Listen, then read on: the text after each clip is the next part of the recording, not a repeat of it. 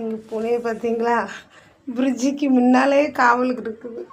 எதுக்குன்னா பிரிட்ஜுக்குள்ளே மீனும் வாங்கி வச்சுருக்கோம். எதுக்கு வர நேரம் அது மீன் கேட்குது.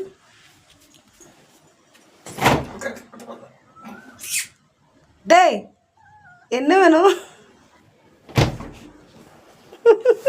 எங்கே போகுது? என்ன வேணும்? பிரிட்ஜுக்குள்ளாச்சும் மூடி வச்சிருவோமோல்ல. பூனைக்கு மீன் வாங்கி வச்சிருக்கா. அது குட்டி போட்டிருக்கு. அதுக்காண்டி மீன் வாங்கி